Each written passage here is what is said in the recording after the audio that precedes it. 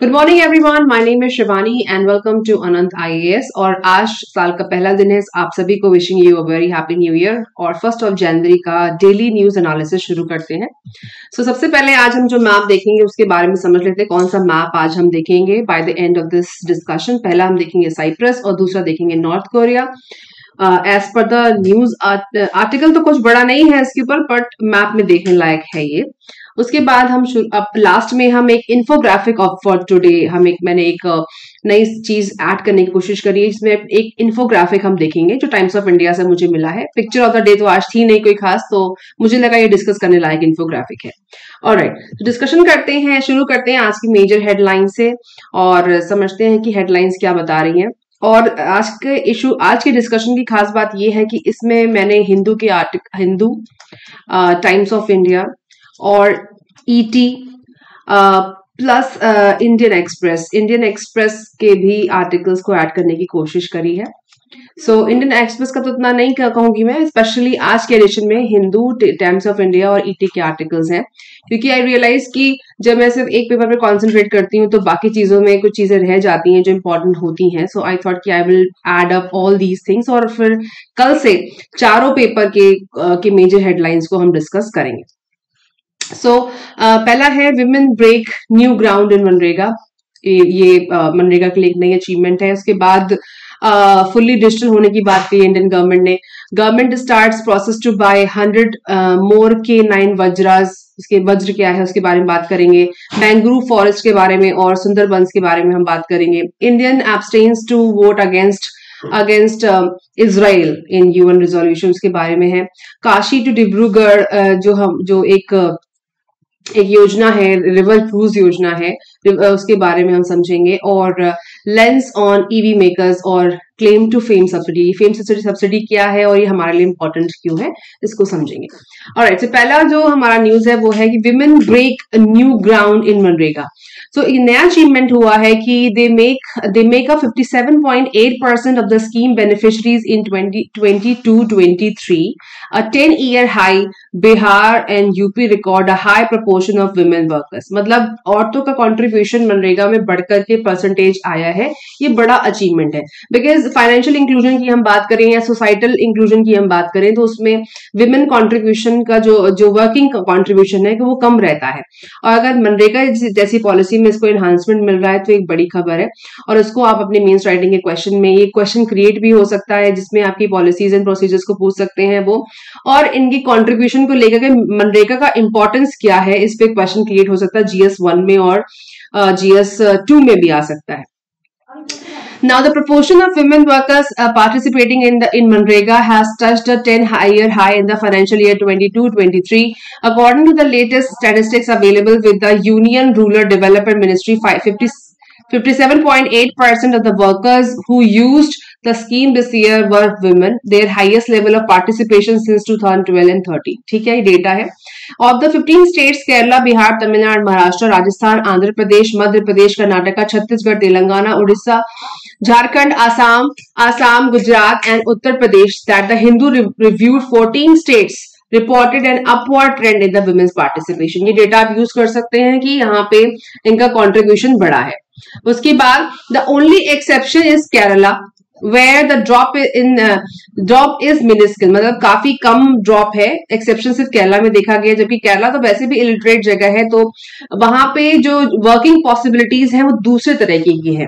For the past 5 years in Kerala and Tamil Nadu, women's share in Manrega workforce has been hovering between 85% to 95%. Now, according to Kerala Rural Development Minister MB Rajesh, this is the result of 2 factors. क्या important factors क्या रहे बढ़ने के? Market forces and welfare incentives for women in Manrega workers. Market force और welfare incentive, उनको जो incentivise, जैसे कि इनको जो वेजेस मिलते हैं, उनको पॉसिबिलिटी लगती है कि हाँ मार्केट में काम करने वाले लोग भी अवेलेबल हैं, और उनका जो वेलफेयर इंसेंटिव जिसके लिए मनरेगा बनाया, इसका कॉन्सेप्ट बनाया गया है, उससे उनको अट्रैक्शन हुआ। The gap between MNREGA wages and market wages is high. जो मनरेगा की वेजेस है और मार्केट वेजेस है वो काफी गैप जो है वो ज्यादा है, is high in state, specially for male workers who are paid for far more than the women in open markets. में क्या होता है कि जो जो पुरुष हैं उनको मार्केट में ज्यादा वेज मिलती है इन कंपैरिजन टू मनरेगा, तो उनका एक शिफ्ट हो जाता है अर्बन ओपन मार्केट में, वो और भी काम कर सकते हैं, बट औरतों के लिए इतनी पॉसिबिलिटी नहीं होती है, तो उनका कंट्रीब्यूशन बढ़ गया। मे बी ये वो रीजन दे रहे हैं कि गैप, जो ये रीजन लिया है, दो फैक्टर लिए हैं, मार्केट फोर्स, वेलफेयर इंसेंटिव, और दूसरा कि पुरुषों को बाहर काम मिल जाता है और महिलाओं को की पॉसिबिलिटी कम है, इस वजह से उनका मनरेगा में कंट्रीब्यूशन ज्यादा हुआ है। This makes MNREGA work much less attractive for main, और इसकी वजह से जो पुरुषों का जो काम है और जो काम करने का अट्रैक्शन है उसमें कम हुआ है और महिलाओं का बढ़ा है। ठीक है, अब फटाक से समझते हैं कि मनरेगा के मेन फीचर्स क्या क्या है। गिव्स, मनरेगा क्या करता है, क्या देता है, legal guarantee of wage employment to the adult members of rural households who are willing to do unskilled manual labor subject to a maximum 100 days per household। मतलब 10 दिन का काम अनस्किल्ड लेबर को मिलने की गारंटी मनरेगा देता है। It is applicable to all villages in the district. Every rural household has a right to register under Manrega. Job cards are issued to every household registered under Manrega within 15 days from the date of receipt of the application for the job card registration. The registered job card holders can seek employment by giving a group individual application. A minimum of 10 job seekers shall apply to sanction a new work under Manrega. ठीक है, तो इनमें जो कम से कम 10 job seekers apply कर सकते हैं नए काम के लिए। 15 दिन का रिसीट और एप्लीकेशन जॉब कार्ड रजिस्ट्रेशन जरूरी है मनरेगा के लिए, जो इशू करा जाता है, और 100 दिन का काम हम सबको पता है, और इसके लिए सारे डिस्ट्रिक्ट इसके लिए अप्लाई कर सकते हैं। The work shall be provided with in 5 kilometre jurisdiction for the village, मतलब 5 किलोमीटर के दायरे में काम मिलने का की गारंटी। और जो इसका फीचर है वो बता रहे हैं, if the work provided is beyond 5 kilometre the job seeker shall be given 10% of the minimum wages as the additional amount. अब तो खैर एक आर्टिकल अभी कुछ दिन पहले ईटी में ही आया था, इसमें मिनिमम वेजेस की जगह लिविंग वेजेस की बात हो रही है। लिविंग वेजेस भी एक चीज आ गई है, और इंटरनेशनल लेबर ऑर्गेनाइजेशन के हिसाब से लिविंग वेजेस पे काम करना चाहिए। मिनिमम वेजेस जब नहीं मीट हो पा रही है तो लिविंग वेजेस की बात हो रही है। इस पे एक आर्टिकल भी आया है, हो सकता है आने वाले टाइम में बड़ा आर्टिकल आए तो डिस्कस करेंगे। तो ये मनरेगा के फीचर्स, उसके साथ साथ इंपॉर्टेंट चीजें हैं। स्टेट गवर्नमेंट टू पे 25% of minimum wages for first 30 days, 25% आपको दिन के पहले मिनिमम वेज देना पड़ेगा पहले 30 दिनों में as a compensatory daily unemployment allowance on failures to provide employment for the families demanding the work under MNREGA, अगर नहीं दे पाए काम तो, and half of the wage for the remaining period of the year. Wages are paid according to the state minimum wage rate notified under the minimum wage act 1948, ये act follow किया जाता है। The current wage rate is 117 for unskilled and और 120 है skill labour के लिए। Equal payment for men and women, wages to be paid within a fortnight, 1/3 beneficiary should be women। ये एक पॉइंट है कि 1/3 जो बेनिफिशरीज जिनको फायदा मिलना चाहिए वो कौन होनी चाहिए, महिलाएं। Work site facilities such as creche, drinking water and shade have to be provided. ये की फीचर्स हैं, इनको एक बार आप रिवाइज जरूर कर लीजिएगा, क्योंकि बार बार अभी मनरेगा में काफी सारे डेवलपमेंट हो रहे हैं। एक तो इलेक्ट्रॉनिक अटेंडेंस की बात हुई, अब बोल रहे हैं कि विमेन कंट्रीब्यूशन बढ़ रहा है, तो एक क्वेश्चन ये क्रिएट होने की पॉसिबिलिटीज बढ़ रही हैं। Now most union government of, next heading है आपकी आज की हेडलाइन कि most union government offices likely to go fully digital by February. अच्छा, वैसे भी अभी आपने सुना होगा कि एम्स में एक रैंसमवेयर अटैक हुआ था, तो उसके चलते वो आइडेंटिफाई नहीं कर पाए कि अटैक क्यों हुआ, कैसे हुआ, पर फिर भी वो फुल हाउस एक्टिविटी में आ गए। At least 13 departments yet to migrate to e office 7.0 and in house system develop by NIC। तो अब जो मेन हमारे यहाँ हमारी कंट्री में जो टेक केयर करते हैं इंटरनेशनल टेक्नोलॉजी बेस्ड डेवलपमेंट की, तो पहला हमारा है NIC और दूसरा है सर्ट इन एक इंस्टीट्यूशन है, वो देखरेख करता है टेक्नोलॉजी बेस्ड एस्पेक्ट्स की। तो अब जब इतने अभी आप देख रहे हैं रैंसमवेयर अटैक बढ़ रहे हैं, तो उन्होंने फुल्ली डिजिटल करने का जो सोचा है वो क्यों सोचा है, उसकी पॉसिबिलिटीज क्या क्या है। Now as most union government offices are expected to go fully digital India जो हमारा प्रोग्राम है, फ्लैगशिप प्रोग्राम रहा बीजेपी गवर्नमेंट में, तो डिजिटल इंडिया के तहत ये जो स्टेप है बहुत बड़ा स्टेप है। लेकिन क्या करें इन रैंसमवेयर अटैक्स के बारे में जो अभी रिसेंटली बहुत ज्यादा प्रोमिनेंट हो रहे हैं, और क्योंकि आरबीआई ने भी कहा है कि जैसे जैसे आप डिजिटाइजेशन की तरफ बढ़ेंगे, डिजिटल पेमेंट्स बढ़ेंगी, वैसे वैसे इन अटैक्स की पॉसिबिलिटी भी बढ़ रही है। तो ये एक तरीके की दो धारी तलवार है। So by the end of February 2023 वो फुल्ली डिजिटल हो जाएंगे, ऐसा एक्सपेक्ट किया जा रहा है। Several security measures have been put in place to avoid any cyber security incidents such as the recent cyber and ransomware attack on the server of the all India institute of medical sciences में जो attack हुआ था, उस पर पूरा article मैंने किया हुआ है, आप देख सकते हैं उसको। Now cabinet secretary Rajiv Gauba has directed all the union government ministries and departments to migrate to e office, इनका एक सॉफ्टवेयर है उसके ऊपर 7.0 एंड इन हाउस सिस्टम, और इसको देख रेख कौन कर रहा है, एनआईसी, नेशनल इंफॉर्मेटिक्स सेंटर्स। तो सेंटर इसको आप जरा थोड़ा सा देख लीजिए, एनआईसी का क्या क्या फीचर्स हैं, वो कैसे काम करते हैं, किस मिनिस्ट्री के अंदर ये आता है और इनके मेजर फीचर्स क्या है। और जो आर्टिकल है फिर डिजिटल इंडिया के कंट्रीब्यूशन मेंस के लिए एक बड़ा क्वेश्चन क्रिएट कर सकता है। नाउ रैंसमवेयर अटैक होता क्या है इसके बारे में थोड़ा समझ लेते हैं। The half yearly report of the computer emergency response system CERT-in published in August said ransomware incidents continued to grow in 2022। इसमें मैंने कहा CERT-in जो है कंप्यूटर इमरजेंसी रिस्पॉन्स सिस्टम है, ये ही देखरेख करती है कंप्यूटर से जुड़ी हुई किसी भी रिस्पॉन्स जो इंडिया की तरफ से स्टेप लेते हैं, जो टेक केयर करते हैं इंडिया में, वो CERT-in है। रैंसमवेयर यहाँ पे नहीं, वो आगे की स्लाइड में समझेंगे। With attacks across multiple sectors including critical infrastructure, it said that post covid accelerated digitalisation and hybrid work culture are also adding this threat emergency. कहा कि डिजिटल एक होता है वर्ड डिजिटाइजेशन, जिसको हमारे सीजीआई ने कल यूज किया कि डिजिटाइजेशन करिए, फाइलों को आप ई अवेलेबिलिटी ऑफ फाइल या ई फाइल में कन्वर्ट अगर कर दें तो हमारे केस जल्दी सॉल्व हो जाएंगे। ये हमारे सीजीआई ने कल के आर्टिकल में था। पर ये डिजिटलाइजेशन है, दूसरा वर्ड है ये। इसका मतलब कि हमारा जो ऑनलाइन पेमेंट्स है, ऑनलाइन ट्रांजैक्शंस है, उसकी बात हो रही है डिजिटलाइजेशन। और जैसे कि हम अभी जो पढ़ाई कर रहे हैं वो भी ऑनलाइन है, वो भी वर्ड डिजिटल में ही आता है। And hybrid work culture are also adding this threat emergency की वजह से ये थ्रेट बढ़ रहे हैं। Adding that ransomware attacks jumped 51% during the first half of 2022 from the previous year, data है ये। And V Srinivasan Secretary, Department of Administrative Reforms and Public Grievances, said e-office was a highly secure system with timely security audits and adequate firewalls। अगर ऐसा है ही तो फिर ये attack को कैसे रोका जाए, इसके बारे में एक आर्टिकल आ चुका है और आगे भी आएंगे फॉर श्योर। अब समझते हैं कि डेफिनेशन क्या है रैंसमवेयर की। Ransomware is a type of malware, ठीक है। मालवेयर तो आप समझते हैं, वेयर का मतलब होता है वेयर का मतलब होता है एक बर्तन है। ऐसे मानिए एक वेयर है, एक बर्तन है, उसमें कुछ चीजें भरी हुई हैं, उसे कहेंगे वेयर, ठीक है। चीनी मिट्टी के बर्तन होते हैं, उसे वेयर कहते हैं। और मॉलवेयर का मतलब या मालवेयर आप कह सकते हैं कोई ऐसा थ्रेट जो आपके सिस्टम के लिए, आपके कंप्यूटर के लिए नहीं है। और इसके बहुत सारे टाइप हैं, लेकिन रैंसमवेयर फिलहाल आप समझ लीजिए कि एक तरह का मालवेयर है दैट प्रिवेंट्स और limits users from accessing there system. अपने सिस्टम को को एक्सेस करने के लिए रोकता है या मना करता है।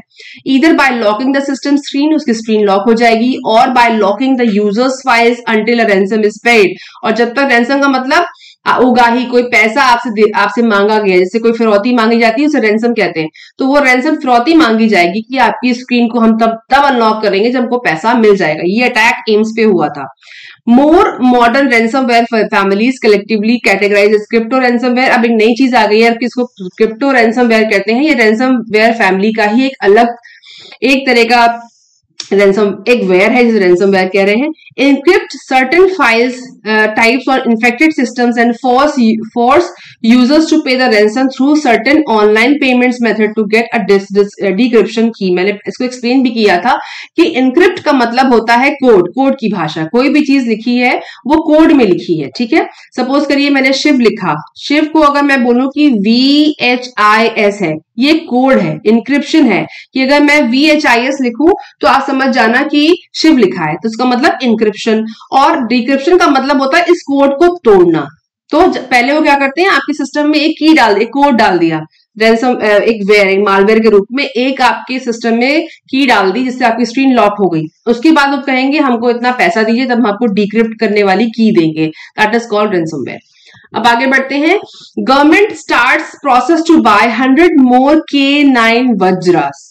अब वज्रा एक्चुअली ये जो सिक्योरिटी एस्पेक्ट से ये क्वेश्चन इंपॉर्टेंट है कि हमारी जो मिसाइल टेक्नोलॉजीज हैं और जितने भी वॉरफेयर है, वॉरशिप्स हैं, उनके लिए भी हमको टाइम टू टाइम क्वेश्चंस पूछे जाते हैं, प्री में भी और मेंस में भी, और वो कैसे इंडियन सिक्योरिटी के लिए इंपॉर्टेंट है वो भी इंपॉर्टेंट है।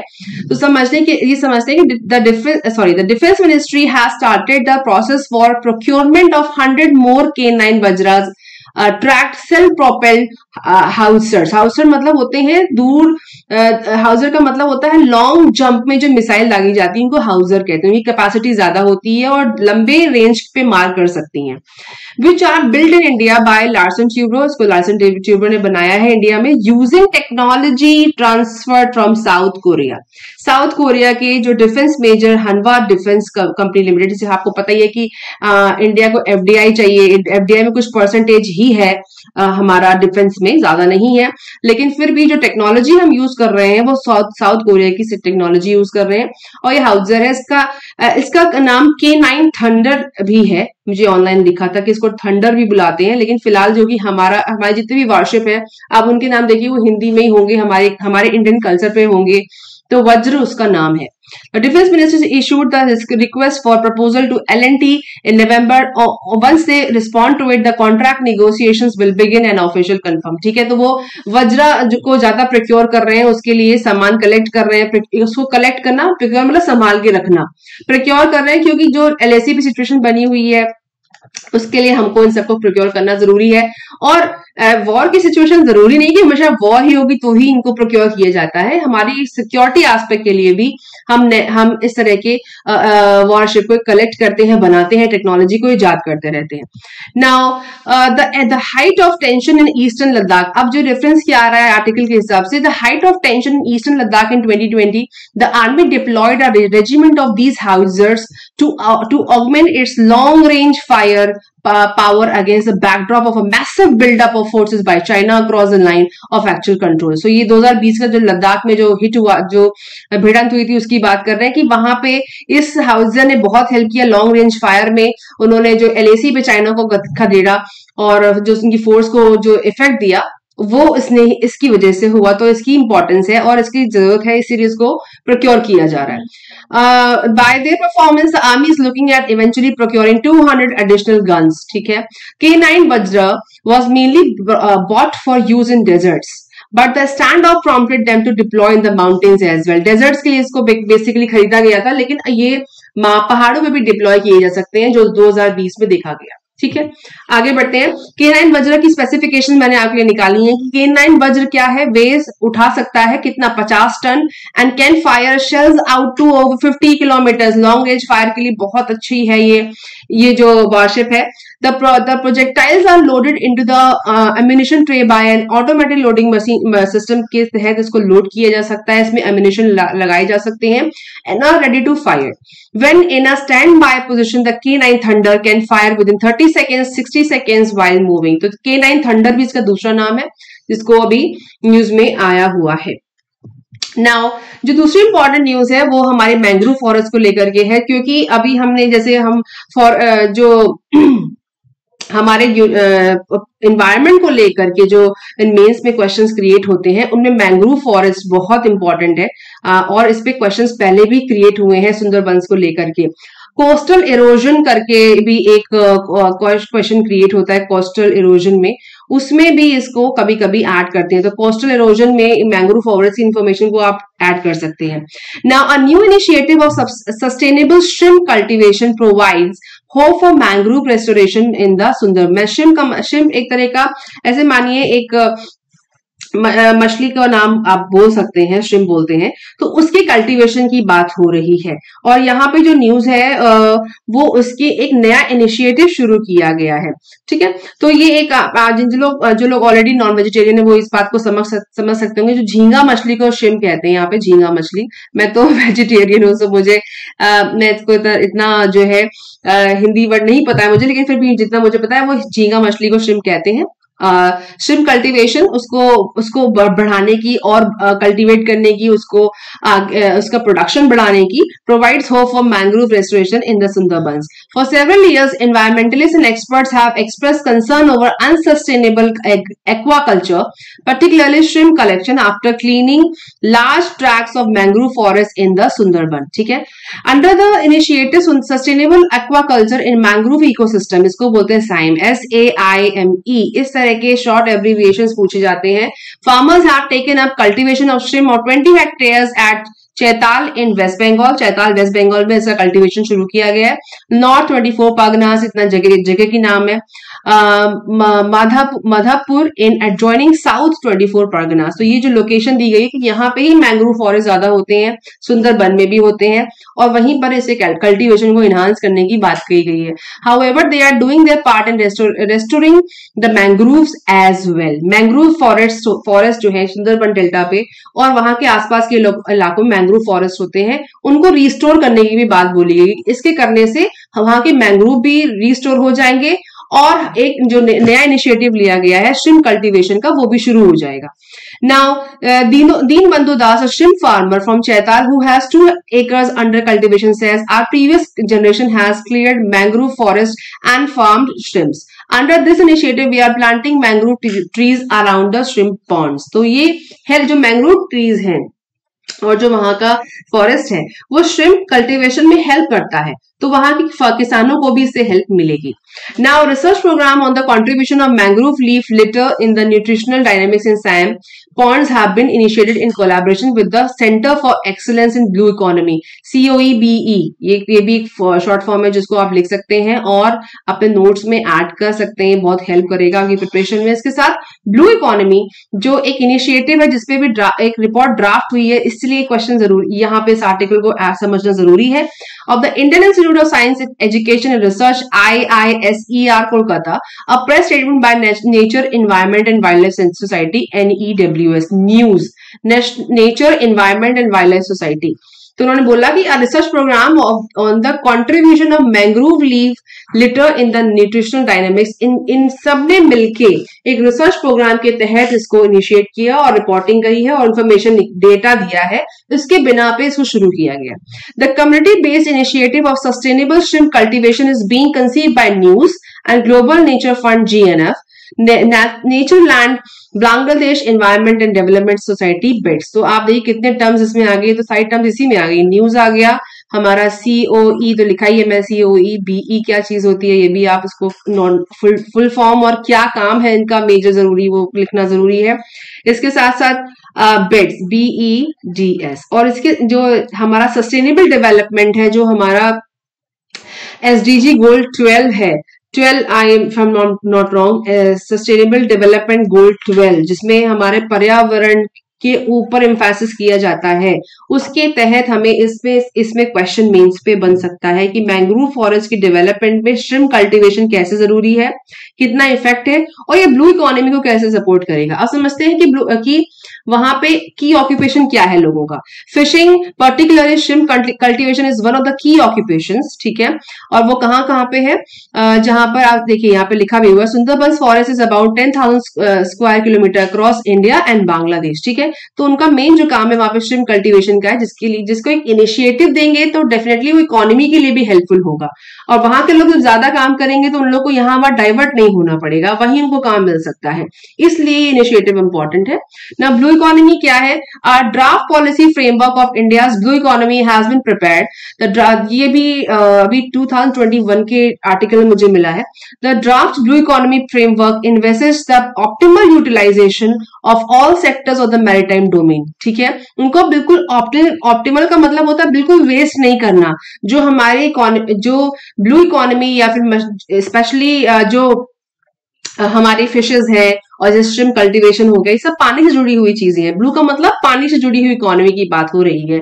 तो उनके जो हमारे रिसोर्सेस हैं उसको पूरी तरीके से ऑप्टिमल मैक्सिमम लेवल पे जाके यूटिलाइज करना है। All sectors of the maritime domain, living non living resources, tourism, ocean energy etcetera for sustainable development of coastal area. मैंने आपसे क्या कहा था, कोस्टल इरोजन पे एक क्वेश्चन लास्ट मंथ भी डिस्कशन हो चुका है, मतलब एक न्यूज आई थी और इस पे मेंस में क्वेश्चन क्रिएट हो सकता है। तो आप ये समझ लीजिए कि blue economy, how can be achieve the framework of SDG 12 coastal erosion and blue economy together. इस पे एक मेंस में क्वेश्चन क्रिएट हो सकता है। आगे बढ़ते हैं। India's abstains from voting on UN resolution on Israel. So India ने abstain किया, वोट नहीं किया UN रेजोल्यूशन में इजराइल के सपोर्ट में। abstain का मतलब नहीं किया, वहां से क्विट कर जाना या फिर हट जाना, abstain किया। The draft resolution adopted in General Assembly asked for the ICJ's opinion on the legal consequences of ongoing practices violating the human rights of Palestinians. तो ये आपका इंटरनेशनल अफेयर्स में क्वेश्चन, जब आप इंडियन इजराइल रिलेशनशिप के बारे में आप जब नोट्स बनाते हैं उसमें इसको ऐड कर सकते हैं। उसके साथ साथ इंडिया का जनरल असेंबली में क्या फ्रंट है उसको लिख सकते हैं, उसमें आ सकता है।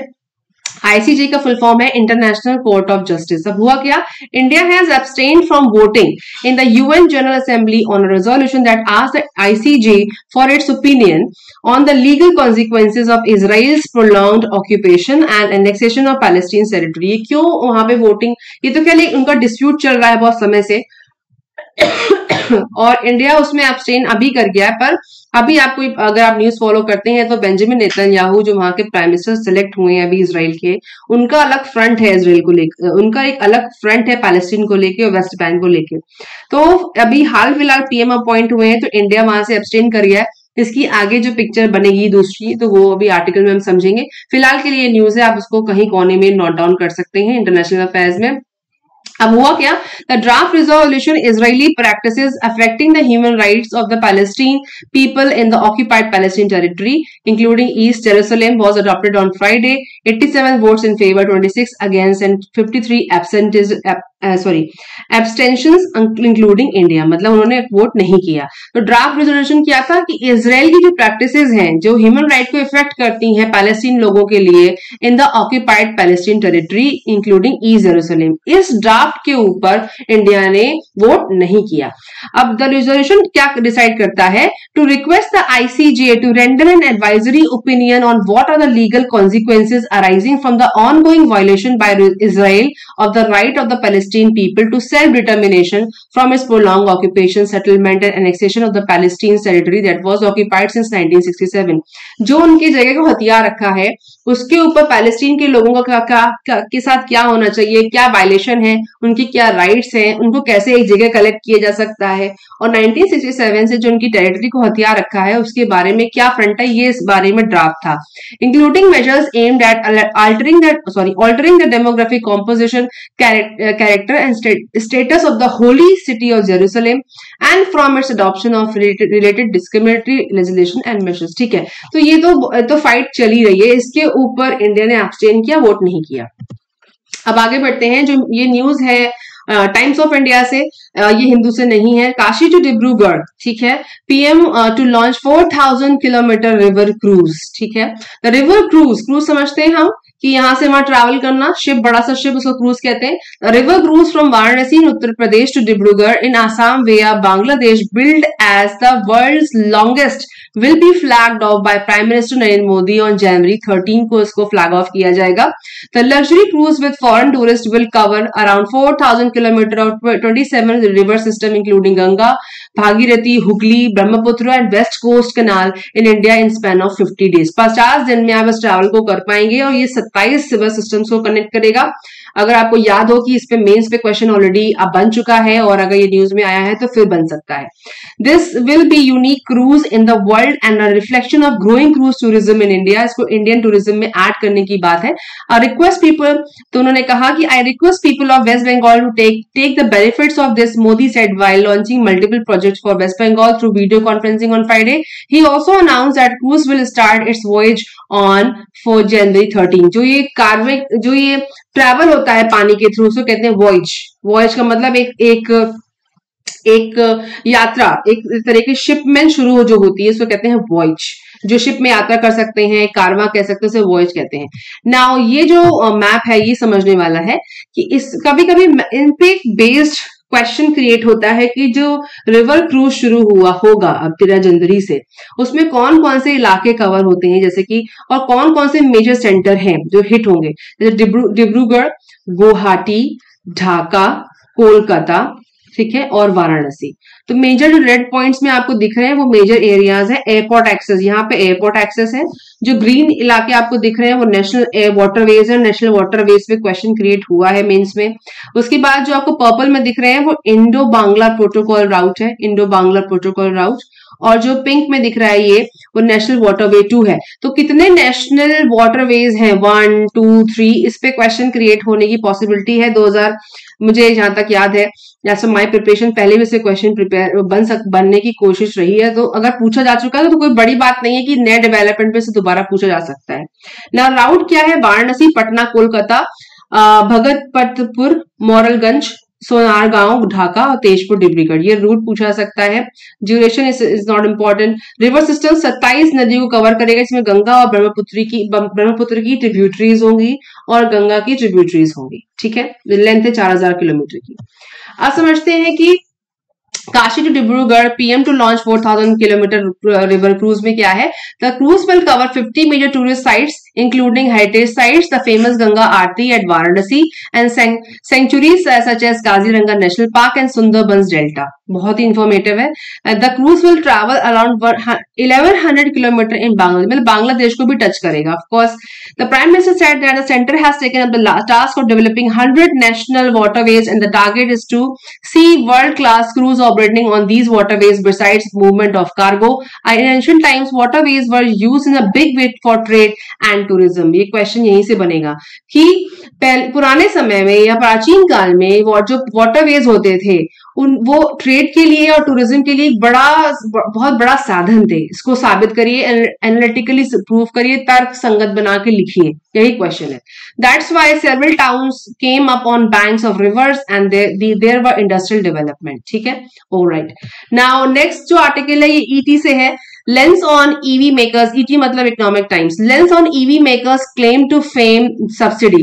एक्चुअली ईवी का मतलब होता है इलेक्ट्रॉनिक व्हीकल। इसका इंडिया में बहुत बड़ा इकोसिस्टम है और बहुत ही ज्यादा ग्रोथ वाला सेक्टर है, जहां पे जो हमारे जो व्हीकल हैं, जो गाड़ियां हैं, हाइब्रिड होंगी, जिसमें वो इलेक्ट्रिसिटी से चलेंगी, मतलब बैटरी से चलेंगी, नॉट इलेक्ट्रिसिटी, बैटरी से चलेंगी। और मैंने कार देखी भी, कोलकाता में बहुत इसका स्कोप भी है, लोग खरीद रहे हैं। तो उसके लिए ये न्यूज है।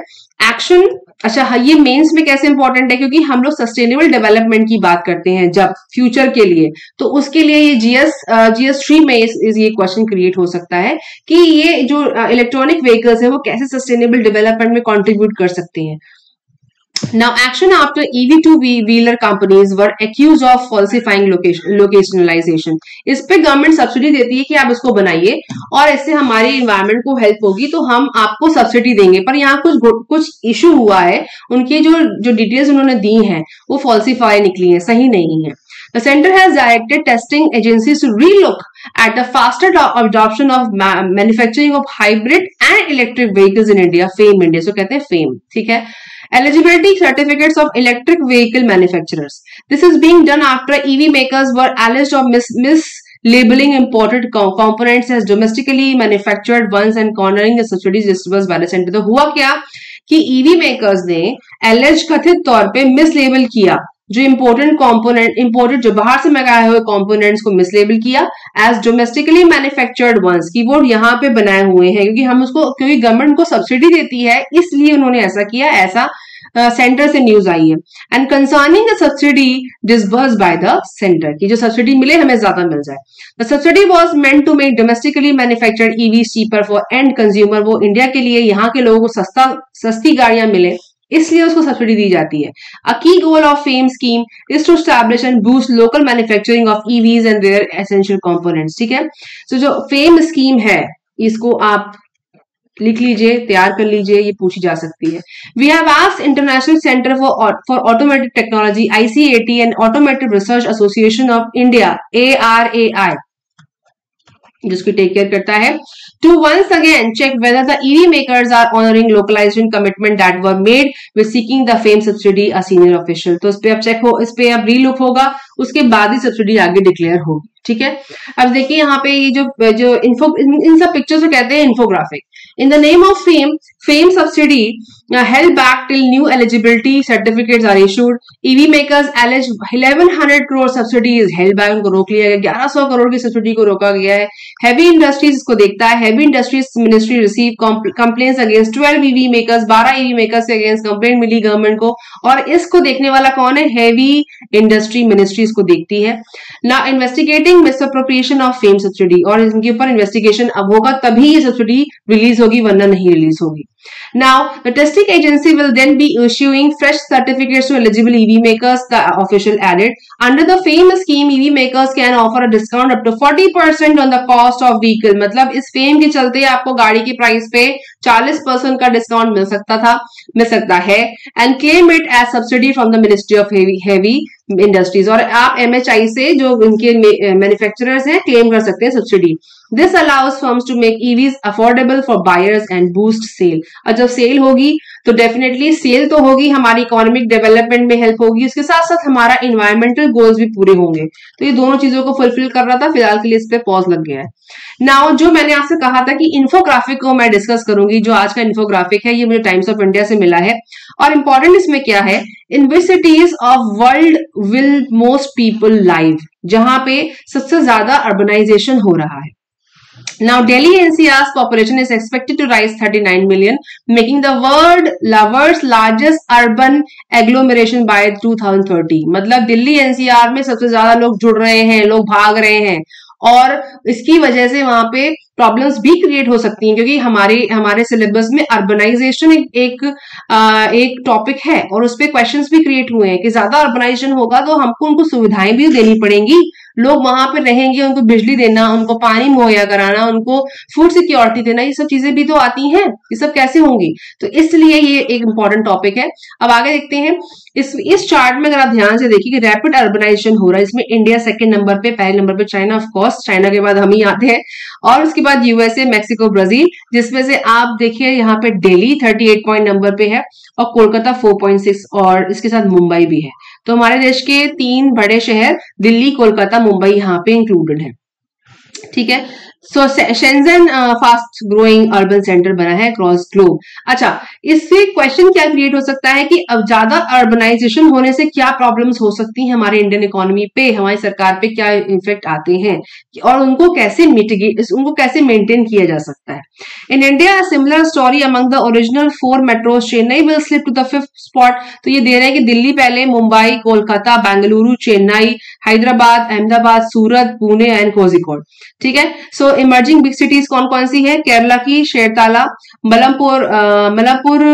मलप्पुरम केरला, भुवनेश्वर, आपका दुर्ग छत्तीसगढ़ में, पुडुचेरी, सिलीगुड़ी, भिवांडी। इसमें क्या है, these 3 cities from Kerala will become UAs with 1 million plus population by 2030। ठीक है, तो ये जो इन्फोग्राफिक मैंने इसलिए आपको शेयर किया कि इस पे मेंस पे क्वेश्चन इन्हीं चार्ट से आता है, आपको डेटा याद नहीं करना है, एक आइडिया मिलता है कि अगर ये न्यूज आ रही है न्यूज़पेपर में और ये अर्बनाइजेशन स्पीड से बढ़ रहा है तो इसका इफेक्ट क्या होगा। Now what is an urban agglomeration, ये क्वेश्चन आपसे पूछा जा सकता है। अर्बन एग्लोमरेशन क्या होता है? According to the UN, an urban agglomeration is the population within a contiguous urban area without regard to administrative boundaries। कह रहे हैं कि अर्बन एग्लोमरेशन किसे कहते हैं? पॉपुलेशन विद इन अ कंटीजियस एरिया। कंटीजियस का मतलब है जो जल्दी फैल जाए, जल्दी प्रसार हो जाए उस चीज का। For instance Delhi NCR, new Delhi, Noida, Gurgaon, Faridabad, Ghaziabad, similarly New York जो है उसमें include NYC and new Jersey. तो यूएसए कंट्रीज की सिटीज को भी, शहरों को भी लिया गया है। और हमारे साथ जो बाकी की लिस्टिंग यहाँ पे दी हुई है, आप इसको रेफर कर सकते हैं। तो व्हाट इज एग्लोमेरेशन, एक क्वेश्चन क्रिएट हो सकता है, और ये कैसे अर्बनाइजेशन को बढ़ा रहा है, इससे हमारी कंट्री पे क्या इफेक्ट हो सकते हैं, ऐसे ही मेंस पे क्वेश्चन क्रिएट होते हैं। ऑलराइट, आगे बढ़ते हैं। जो आज का जो मैप है, जैसे मैंने कहा था कि दो मैप हम डिस्कस करेंगे, पहला साइप्रस और दूसरा नॉर्थ कोरिया। तो पहले वर्ल्ड मैप पे हम देखते हैं कि साइप्रस कहाँ पे। तो आप देखिए कि वर्ल्ड मैप में साइप्रस यहाँ पे है, छोटा सा मिडिल मेडिटेरियन सी पे छोटा सा, बहुत छोटा सा देश है जो अभी आपको मैप पे दिख रहा है। और इस वाले पे ये मैप पूरा इसका आ गया है, जहां पे आप देखिए कि साइप्रस लिखा है, ये मेडिटेरियन सी इस तरफ है, इसको रिपब्लिक ऑफ साइप्रस कहते हैं। निकोसिया इसका कैपिटल है, और ये इस मैप में हमने देखा। तो इसके आसपास की कंट्रीज को आप लोकेट कर सकते हैं। अफ्रीकन कॉन्टिनेंट है, यूरोप इस तरफ है, यहाँ पे अर्बन मिडिल ईस्ट की कंट्रीज यहाँ पड़ती हैं, और साइप्रस यहाँ पे दिख रहा है। ठीक है, ये लोकेशन हुआ साइप्रस का। दूसरा है नॉर्थ कोरिया।